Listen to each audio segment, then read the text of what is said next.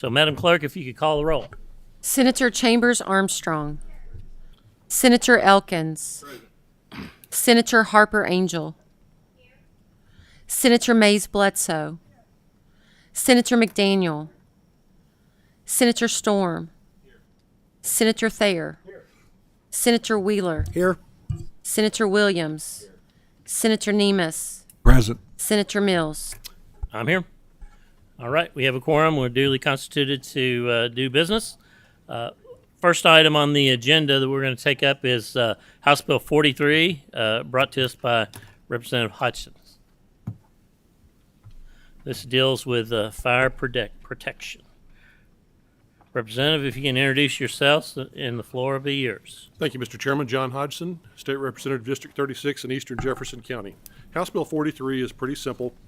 It just requires that suburban fire districts provide notice to the public as well as written notice to all the local elected officials before they take any actions that would degrade the firefighting capability of their station. This happened to my constituents where a fire truck had been removed. Second. We have a motion from Senator Thayer, a second from Senator Nemes. Madam Clerk, please call the roll. Senator Chambers Armstrong. Senator Elkins. Aye. Senator Harper Angel. Senator Mays Bledsoe. Senator McDaniel. Aye. Senator Nemes. Aye. Senator Storm. Aye. Senator Thayer. Aye. Senator Wheeler. Aye. Senator Williams. Senator Mills. I vote aye. House Bill 43 passes with favorable expression 11-0. We have a motion from Senator Thayer for consent, a second. All in favor for consent, say aye. Aye. Any opposed? Representative, your bill moves to our consent agenda. Thank you so much. You're welcome. Thank you. We are going to pass over House Bill 80 today. And the next item we have on our agenda is House Bill 100. Representative Witten is here. And? Oh, and? Okay. If y'all can introduce yourselves for the record, and the floor is yours. Representative Susan Witten, District 31. Representative Sarah Stalker, District 34. My name is George Eklund. I work for the Coalition of the Homeless in Louisville, Kentucky. Thank you. Welcome, folks. The floor is yours to explain your bill. Thank you, Mr. Chairman. Really happy for this opportunity that for a bill that I believe will make a difference pertaining to an issue that's important to all Kentuckians, and that's reducing the number of Kentuckians experiencing homelessness. Before I get started, I would like to request that the committee sub to House Bill 100 be reported. Representative, we did not receive a sub. Okay. We did not receive a sub. Okay. It's a very simple sub. It just solidifies the intent of the bill, and it just includes a comma. Oh, is this over and above the House sub? Is this? Oh, no, something? I'm sorry. Okay. I'm sorry. Yeah. So your House sub is already Correct. part of the bill, and Okay. so there is no sub. Thank you. I apologize. Yes. Thanks. Thank you. I know. Even if it Freshman is mistake. a comma. I No problem. apologize. No problem. I want to over communicate rather than under communicate. We're all sweating bullets up here. I'm We're so just sorry. I'm so sorry. I did not mean to do that. Well, thank you. I'll get right to it. House Bill 100 is the culmination of efforts between myself, Representative Stalker, multiple stakeholders in Kentucky that want to see real solutions in solving our homeless crisis. I'm happy to be joined by Representative Stalker and George Eklund today to really talk about this legislation. At any given time, there are over 4,000 Kentuckians experiencing homelessness on any given night. This bill would simply grant those experiencing homelessness access to their birth certificates for no cost by working with a service provider to verify that they are homeless. The service provider will then help them submit paperwork to the Kentucky State Vital Statistics Office. Having a birth certificate allows them the ability to then apply for identification, which opens the door for employment, housing, access to needed medication, and more. And while this measure on its own will not solve the homeless crisis in this state, we firmly believe that this will serve as a stepping stone for a second chance at life for so many experiencing homelessness. We have a motion on the bill. We have a second from Chambers Armstrong. Are there any more questions for our panel? Madam Clerk, please call the roll. Senator Chambers Armstrong. Senator Elkins. Aye. Senator Harper Angel. Senator Mays Bledsoe. Senator McDaniel. Aye. Senator Nemus. Aye. Senator Storm. Aye. Senator Thayer. Senator Wheeler. Senator Williams. Senator Mills. I vote aye. House Bill 100 passes with favorable expression 11-0. And it is, we have a motion for consent. Is there a second? Second from Senator Nemus. All in favor, move House Bill 100 to our consent agenda. Please say aye. Aye. Any opposed? House Bill 100 moves to our consent agenda. And thank y'all for your work and for being here today. Thank you, Chairman. Thank you. Which one?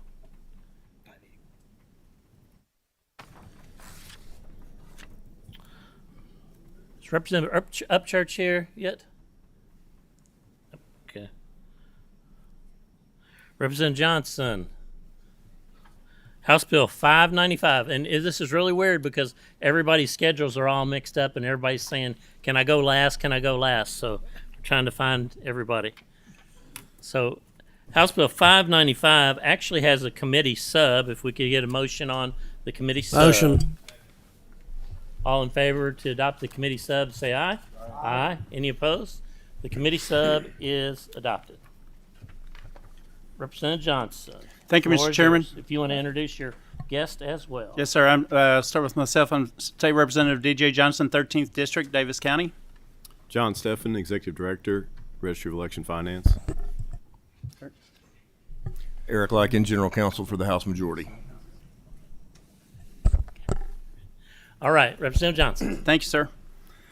House Bill 595, as amended by House Committee Substitute 1 and now Senate Committee Substitute 1, is an update of current campaign finance regulations and procedures. It's the result of consultations with House members, Senate members, House leadership, Senate leadership, outside interested parties, and the Kentucky Registry of Election Finance. The bill includes technical changes, changes in compliance, and procedural changes. I'll now explain in detail the changes included in the bill. Under the heading of procedural changes, amendments include returning the applicable KRS for administrative hearings and procedures by KREF to KRS 13B. It adds in the term reasonable cause to the definition section of the statute, which is an added protection for candidates. It makes legal the use of funds from succeeding campaigns to pay for expenses incurred in a previous campaign if the campaigns are for the same office. It allows legislators to use campaign funds to pay legal fees incurred in the performance of their official duties. As we all know, there's a growing trend of what I would consider frivolous lawsuits, and this simply provides another option to deal with the cost of defending ourselves against those lawsuits. The bill eliminates the need to write 10 separate checks for campaign contributions from one campaign fund to another. If this bill passes, candidates will be able to write one check for the legal maximum amount per candidate per election from their campaign accounts. Currently, that amount is $2,100. It specifies exactly how state political parties can use campaign funds to pay for maintaining their campaign headquarters. And on the last page, we've added language directing each county clerk to inform voters of their district number, state representative, and state senator after the next census and district realignment. With respect to compliance changes, there's been some issues with the need to file a letter of intent to raise or spend campaign funds. House Bill 595 addresses those concerns by clarifying filing requirements and the deadlines. Some of the penalties for failure to comply with filing requirements have also been strengthened. Mostly, this has been a problem at the local level concerning the rules involving the monetary threshold of $3,000. And speaking of that threshold, we raised the threshold from $3,000 to $5,000, which is basically in keeping with the other amounts we've raised due to inflation. There are clarifications about the disclaimers on signs and other campaign materials. And there's a change concerning residency requirements for campaign chairmen and treasurers for national political committees. And while the total maximum fine for failure to file a required report remains at $5,000, the daily minimum would be changed from $100 to $200 daily. And the changes found on page 69 clarify the auditing powers of KREF and the penalties for not cooperating with KREF. These changes have been made in the spirit of transparency and honesty. I believe that KREF does need to be able to do their job with respect to candidates who habitually or blatantly break campaign finance laws. And as I wrap up, the technical changes include in multiple parts of the bill. They include, for example, clarifying some definitions such as independent expenditure-only committees instead of unauthorized committees. And finally, there is an emergency clause on the section concerning the 10-check rule. I would have done an emergency clause for the entire bill, but that was not fair to KREF or candidates, so we felt that this is reasonable. Mr. Chairman, if there's no questions or comments, I request that the committee pass House Bill 595 as amended by House Committee Substitute 1 and Senate Committee Substitute 1. Senator Thayer, just a moment on the sub. Thank you, Mr. Chairman. Thank you, Representative Johnson. An excellent bill, and I do appreciate the multilateral fashion in which you worked with several of us in the Senate on the bill. An excellent example of House-Senate cooperation. The committee sub is quite simple. It would allow a legislator to use his or her campaign funds to pay for an out-of-state trip approved by either the Speaker or the President of the Senate that is outside the usual reimbursable events like NCSL, SLC, and ALEC. For example, last fall, Representative Meredith and I won an award in New York City, and that is not reimbursable through the LRC like a trip to NCSL is. Under this law, that could have been reimbursed. The travel costs could have been reimbursed out of campaign funds, and I appreciate your willingness to allow us to include it in the bill. All right. Is there a motion? Motion. Motion from Senator Nemes. Is there a second? Second. We have a second from Senator Thayer. Madam Clerk, please call the roll. Senator Chambers Armstrong. Aye. Senator Elkins. Aye. Senator Harper Angel. Aye. Senator Mays Bledsoe. Aye. Senator McDaniel. Aye. Senator Nemes. Aye. Senator Storm. Aye. Senator Thayer. Aye. Senator Wheeler. Aye. Senator Williams. Aye. Senator Mills. I vote aye. House Bill 95 is amended by Committee Sub 1, passes 11-0. Motion for consent. We have a motion from Senator Thayer on consent, a second from Senator Nemes. All in favor of moving this to our consent calendar, say aye. Aye. Any opposed? This item moves to our consent calendar. Thank you, gentlemen. Thank you, Mr. Chairman. Thank you, committee members. Next up is House Bill 581, Representative Upchurch.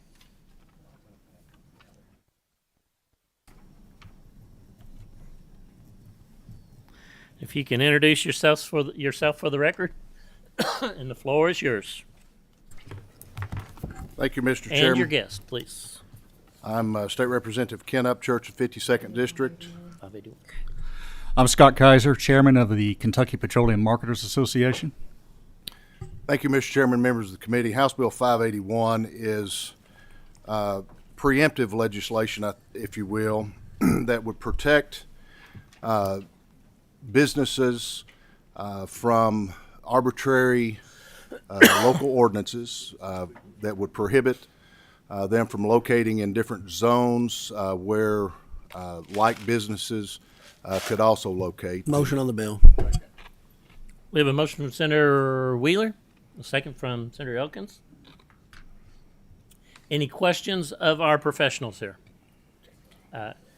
Senator Chambers Armstrong has a question. I just have a quick question. I know everyone in this committee has been waiting for me to talk about having an electric vehicle charging station at my house, which I have. So under my reading of this bill, it says you can't discriminate between having electric vehicle charging stations and having a retail gas station. I have an electric vehicle charging station at my house, as a lot of people do, and it's zoned residential. Does that mean to not discriminate, that folks would have to allow retail gas filling stations in our residentially zoned areas to comply with this law? Not at all, and actually yesterday I saw your blue Mustang going through the garage, and I was thinking to myself how much different much different that the Mustang is now from the 1967 convertible with the 289 that I drove, first vehicle I drove to school. And but no is the answer to your question. What we are trying to prevent, and I've got a picture that would show the difference, or what we're trying to prevent. The top one is a traditional gas station. The bottom one is an electric charging station, but you also have C-stores attached, convenience stores. And so what we're trying to prevent is a local government saying that you can't put this, but you can put this. And so that's all this bill seeks to do. If I may, Mr. Chair, Yes, I quick really follow-up. appreciate that. I'm glad to hear that. I still have some concerns about the language, so I'm a no, but I really appreciate that clarification. Thank you, sir. And I'm here with members of the Kentucky Petroleum Marketers Association, so if you decided that you might like to have a gas pump, I'm sure they would be willing to put one at your home. All right, we have a motion and a second on the bill. Madam Clerk, please call the roll. Senator Chambers Armstrong. Senator Elkins. Aye. Senator Harper Angel. Senator Mays Bledsoe. Senator McDaniel. Aye. Senator Nemes. Aye. Senator Storm. Aye. Senator Thayer. I would like to explain my aye vote. Yes, you may. Thank you, Mr. Chairman. And I agree with you, Representative Upchurch.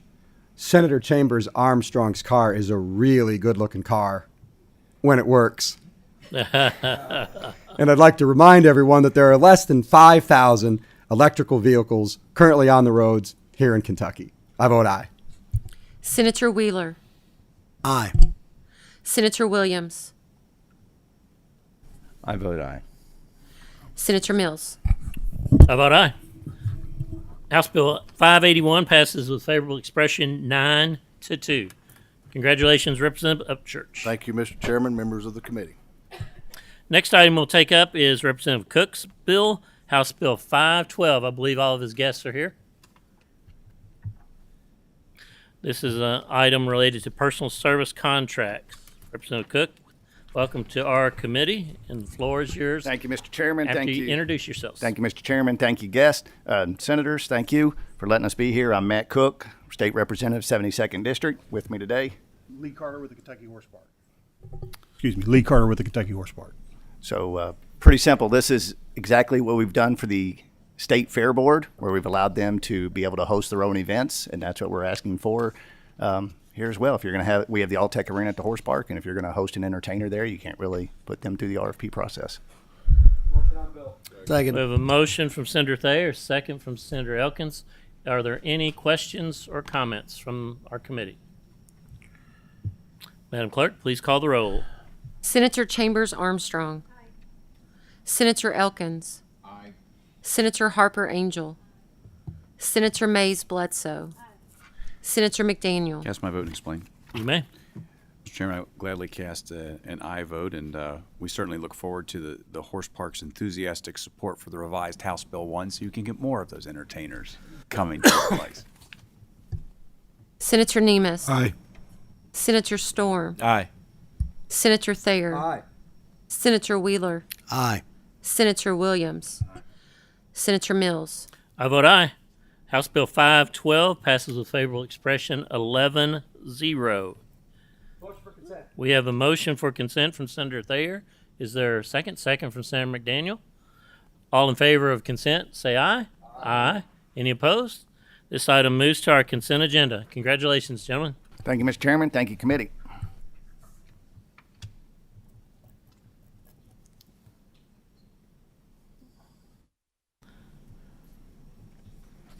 Representative Lockett is, yes. We will do your bill next. 492. This is House Bill 492. And House Bill 492 has a committee sub. If we could have a motion on committee sub, motion from Senator Storm. Is there a second on committee sub? Second from Senator Williams. All in favor of the committee sub being added, say aye. Aye. Any opposed? All righty. House Bill 492 is before us as amended by Committee Sub 1. Representative Lockett, welcome to our committee, and if you can introduce yourself and your guest and explain your part of the bill.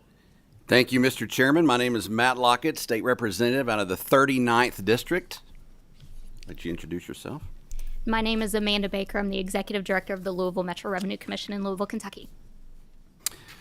House Bill 492 really does one simple thing. It requires the Kentucky State Police to issue background checks for Revenue Department employees in Louisville and Lexington with access to federal tax information. The Kentucky State Police is the only agency in the state that can perform these enhanced fingerprinting and background checks, and this does bring us into alignment with IRS stipulations. This only deals with Lexington and Louisville because the federal government set a population threshold of 250,000 residents for this tax information. That's House Bill 492 as it is now, and I think you are going to explain the committee sub. I am. Senator McDaniel has a question first. Thank you, Mr. Chairman. Ma'am, how are you guys doing this now? Can you explain in? How are you doing these background checks now? Currently, we've been seeking access to complete these background checks. We've been told that we have to have that completed through the KSP. This is a relatively recent addition to the Internal Revenue Service requirement for access to this federal tax information. So this is our attempt to come into compliance with that requirement. Gotcha. So it's a new federal requirement. Yes. That underpins this. All right. Yes. Thank you, Mr. Chairman. Second. Okay, we have a motion and second on the bill. A motion from, okay. Oh, sorry. Senator Harper Angel, second from Senator Nemes, and he has a question. Concerning the fingerprints, is this federally mandated or? Yes, under the Internal Revenue Services, it's called IRS Pub 1075, which is the guidelines given to state and local governments that have access to this federal tax information. It is one of a variety of requirements now to maintain the access or to seek new access to this information. Louisville's had access for a significant period of time, but this is our attempt to come into compliance with this newer requirement. So is there a way to not demand fingerprinting? Is there a way to not demand fingerprinting? Correct. Not if we want to maintain the access. It's a requirement by the IRS to maintain that access. Thank you. Okay, we have a motion and a second. Second was on by Senator Wheeler. Are there any other questions or concerns? Madam Clerk, please call the roll. Senator Chambers Armstrong. Senator Elkins. Aye. Senator Harper Angel. Senator Mays Bledsoe. You may, yes. Thank you, Mr. Chairman. I'll explain my aye vote. Just appreciate the bill sponsor for bringing this forward and the support in Louisville. It does make a difference for both of our cities and holds us in compliance and provides good accountability. So thank you.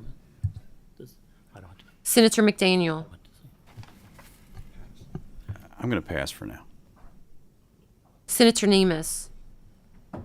I am against fingerprinting, and I've always voted against that, but I understand your need to comply, so I will do something I've never done, is pass on this. Senator Storm. Aye. Senator Thayer. I'd like to explain my vote, Mr. Yes, you Chairman. may. I hate to explain my pass vote. I really do.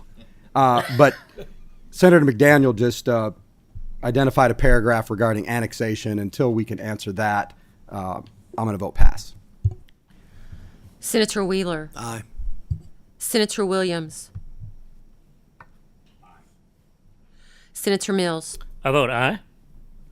House Bill 492, as amended by the committee sub, passes 8-0 with 3 pass votes. This item passes on to the Senate. Thank you. Thank you so much. Thank you. Oh, and there is a title amendment. We have a motion on title amendment. Is there a second? All in favor for the title amendment, say aye. Aye. Any opposed? The title amendment is passed. Thank you so much, folks. Thank you. All righty, we have passed over 80, so we now have is Representative Dixon in the room? Yes. Okay. Come on forward. We'll do House Bill 596. The poll is in our way, and bring your guests. 44 to do, right? Yeah.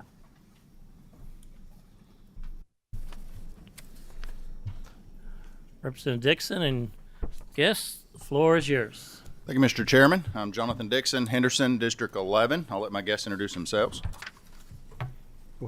J.D. Cheney, Executive Director, CEO of the Kentucky League of Cities. Jim Henderson, Executive Director at the Kentucky Association of Counties. Thank you, Mr. Chairman, committee members.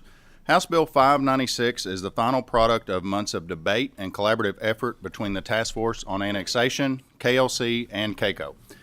This language is supported by both organizations. I would like to thank both KLC and KECO for their strong commitment to their mayors and judges. I would also like to thank the members of the task force and other members for their input, their ideas, as well as my co-chair counterpart, Chairman Mills, in crafting this policy. Would not be possible, without all of those involved. This bill is a collaborative effort of both cities and counties working together to reach a solution. The bill, Section 1 and 2, cleans up the annexation process. Section 3 and 4 requires both parties' consent to terminate an interlocal agreement concerning revenue sharing between a county subject to crediting and a city. Protects all existing agreements by setting the date of that agreement on or after January 1 of 2024. Section 5 gives counties standing to challenge a proposed annexation. Section 6 provides an enhanced hold harmless to counties when cities annex developed property. Section 2A of 6 provides a framework to reach an interlocal agreement between cities and counties when the annexed property is undeveloped. And Section 7 allows county governments the ability to designate a county industrial district, which the cities are not allowed to annex and the county can develop and service. It also sets the parameters for those districts and details. Mr. Chairman, I would be happy to answer any questions that the members have. Thank you so much. And I'll chime in here to just echo what Representative Dixon said. We've been working on this through the interim and through this session. I'm happy where this piece of legislation is at. You notice we have both KLC and KECO at the table, and we feel like we've struck middle ground on this issue that in essence affects about 16 counties in the state of Kentucky. Gentlemen, would you like to say anything? Okay. Any questions from the committee? Motion on the bill. We have a motion from Senator Wheeler. We have a second from Senator Storm. Sorry. Madam Clerk, please call the roll. Senator Chambers Armstrong. Senator Elkins. I vote aye. Senator Harper Angel. Senator Mays Bledsoe. Senator McDaniel. Aye. Senator Nemes. Aye. Senator Storm. Aye. Senator Thayer. No. Senator Wheeler. Mr. Chairman, explain my aye vote. Yes, you may. I just want to commend the bill sponsor and the parties at the table for reaching a fair and equitable solution, and I proudly cast an aye vote. Senator Williams. Senator Mills. I vote aye. House Bill 596 passes 10-1. Passes with favorable expression. Gentlemen, thank you so much for your work. Thank you, Mr. Chairman. All right, our final item is House Bill 44, which is Representative Hodgson's bill. This item has a sub that we need to adopt. We have a motion on the sub. Is there a second? We have a second from Senator Elkins. All in favor of adopting the committee sub, say aye. Aye. Any opposed? The committee sub is adopted. Representative Hodgson's. All right. John Hodgson, State Representative, District 36. Nice to see you again. Yes. House Bill 44 is about public disclosure of our election voter roll cleanup activities. The first part of it is really codifying a process that we've done in the Interim Joint Elections Committee this last year, and that is to have the Secretary of State and the Board of Elections describe the activities that they're pursuing to clean up our voter rolls. We have taken several 100,000 people off the rolls in recent years. That's a process that's been obscure to the public for a long time. It's an issue of concern, but we are making great progress, and we want to make sure that that is evident to both the committee as well as the general public what is going on and things that we have yet to do to get further cleaned up. The second part of the bill has the Secretary of State and the Board of Elections jointly issue a report listing every address in a county and the number of voters that are registered at that address, as well as the number of inactive voters at that address. There's no identifying information whatsoever, but it's an opportunity for people to check their own address or perhaps properties near them and to report via a website any anomalies at that address. For instance, multiple families registered at your house. Any of us that are politicians that have knocked on doors, a lot of times you'll go to a house that has multiple people registered there that don't live there anymore. And that's an opportunity to get those things cleaned up. So we are now about number 13 ranked by Heritage in the United States in our voter election integrity laws. I think we need to go higher. This is some low-hanging fruit. So with that, I'm open to any questions, sir. Senator Thayer. Thank you, Mr. Chairman. Thank you for your work on this, Representative Hodgson. Is there anything in this bill, since you're directing the Secretary of State and Board of Elections, is there anything in here about getting them to listen more to legislators before approving or disapproving plans for regional vote centers in our districts? And if there isn't, would you consider a floor amendment like that for concurrence? I'm open to that. I think House Bill 580 covers that ground. But yeah, certainly we've had some challenges with that in the past. We've talked about it in the Joint Committee in the summertime, and I believe there is a process now that a couple of folks have veto authority over the vote center situation. But it's not being exercised. Understand. How would you feel about an amendment that just completely eliminates the vote center model and goes back to the pre-COVID precinct voting level that gives people more voter access? In my experience, I would have no objection to that. We have about 200 precincts open in Louisville on Election Day. I know there's some counties that have challenges, so I think that's something that need weigh in by the County Clerks Association because they have to live with that. But I understand the intent, and I would agree with the intent. Oh, they've already weighed in. Thank you, Representative Hodgson. Yes. Any other questions of our bill presenter? Senator Harper Angel has a question. Thank you, Mr. Chairman. Representative, can you explain to me what happens to the list after it's compiled in terms of who's rejected from jury duty? Who has access to that list? That would only be the government agencies responsible here, the Board of Elections, to remove folks from the registered voter list. But it would be available under open records to any other agency that wanted to access that list? Probably so. I can't say for sure. Thank you. Thank you, Mr. Chair. Very good. Any other questions of the presenter? Is there a motion on the bill? Motion on the bill. We have a motion from Senator Thayer. Is there a second? Second. A second from Senator Elkins. Any more questions or concerns? Madam Clerk, please call the roll. Senator Chambers Armstrong. May I briefly explain my no vote, Mr. Chair? Yes, you can. I have some concerns about the language of the bill. It speaks about reporting anomalies, things like high number of people, single family home. I'm concerned they're not well defined and we're putting some vague concepts into law, so I'm a no for today. Senator Elkins. I vote aye. Senator Harper Angel. Senator Mays Bledsoe. Senator McDaniel. Cast my vote and explain. Yes, you may. I'd like to cast an aye vote. Representative Hodgson is a good bill.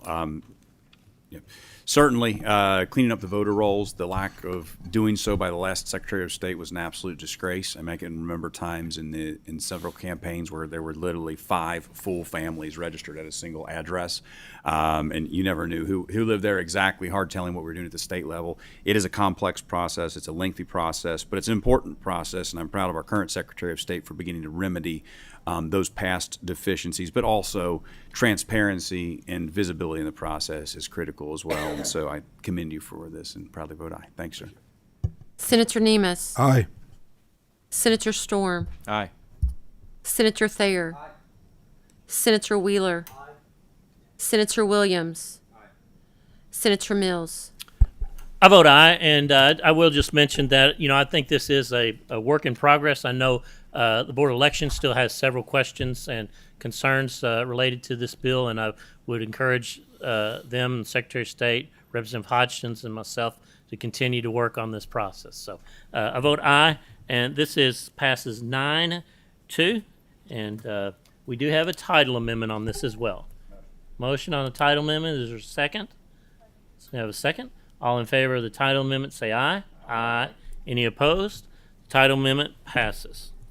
Ladies and gentlemen, that is our agenda for the day, so we stand adjourned.